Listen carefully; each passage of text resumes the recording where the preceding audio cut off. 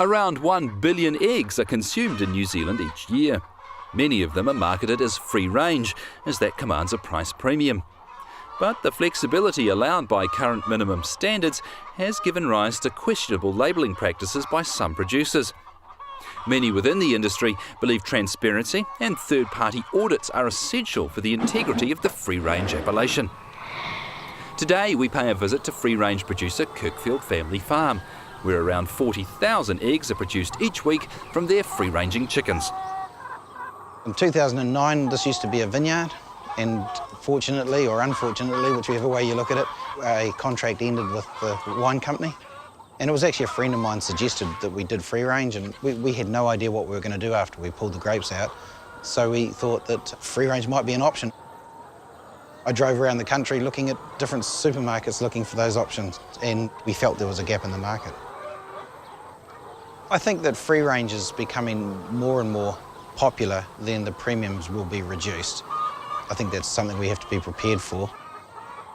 When people buy eggs, they expect to see a chicken in a field, not a chicken in a cage, and it makes them feel better to know that their food's coming from an ethically produced product.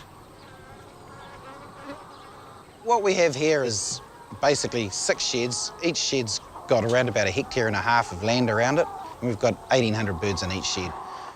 Every morning we come down and we hand feed and check on the birds.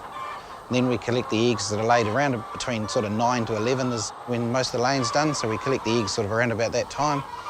And that's it, we leave the birds to do their own thing for the rest of the day. The doors are always open in the sheds and they come and go as they please. Some people lay claim to say that their chickens would like to be inside. On our farm, I don't see any evidence of that. At any one time, you will find plenty of birds outside. On a wet day, you'll be struggling to find a dry chicken. So I think that they've all been outside sometime in that day. They're doing what they want to do naturally. They come and go in the sheds as they please. They nest in the sheds. They lay their eggs in the sheds. That's where their main food source is, and water. But when they're looking for something to do, they go outside, and I mean, you can hear them. They're out there. They're happy.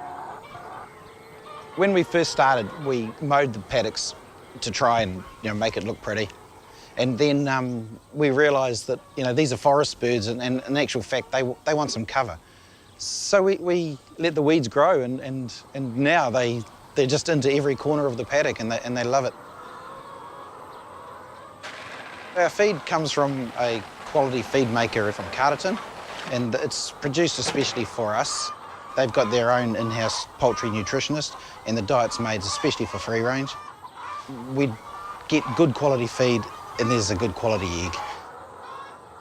The bird type that we use here are Highline Brown. They're a good, robust bird that's suited to free range farming.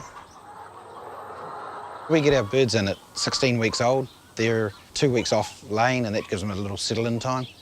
And at 18 weeks, they sort of start to lay, and then at about week 20 to 22, they get into full production, and we carry them through until they reach week 70.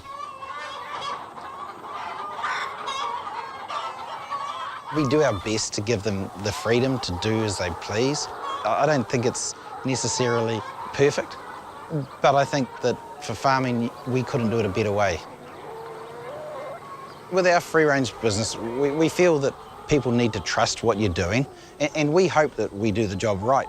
But people don't know that when they look on the shelf. So we're looking at an auditing system where people can look at what we do and how we do it and be sure that what we say we are is what we are. Monday to Thursday, we send out eggs up to as far as Orewa and Red Beach, North Shore, and then we go down to Miramar, Wellington, and pretty much across the North Island. And we also supply quite a few key restaurants through New Zealand as well. Free-range eggs are more in demand because I think people are wanting to know where their products are coming from, and a little bit of animal welfare. Well, there will be a lot of animal welfare, I suppose, now, with what they're eating and how they're eating it, and yeah, across the board, really, I think it's starting to happen, yeah.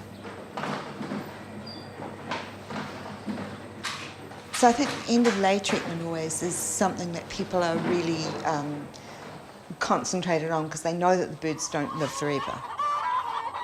We started Kind Food because people wanted to know exactly what it was that they were eating. But also, most people want animals to be comfortable, and if they're producing food for you, they need to know that these animals are well cared for. So it is a very real consumer issue, and consumers are very easily put off their good intentions if they don't think that they're actually getting the real deal. The weed cover is giving them a degree of relaxation, if anything. And when you've got a happy chook, then they're going to lay better. And I mean, it makes sense apart from the humane side of it. They're not going to be upset so that they don't lay. So this is an audit both on humane and ethical standards for free range. And that's based on my experience of originating the blue tick for the SPCA. So when I came, it was the red barn, and then it became the blue tick, and it was extended over a number of products as well as eggs. But that was based on transparency, as this one is. So you have your website, and it has all of the things that you're audited against and your certification for that audit. So really it's about helping Beau to show his consumers that he is an ethical and humane farmer.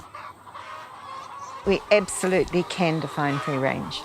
I think that it is what it says, that the birds are free to range. If they want to be in the house, then they're in the house. If they want to be outside, then they're outside. And that, to me, is truly humane farming, because they need to be comfortable and they can choose where they go.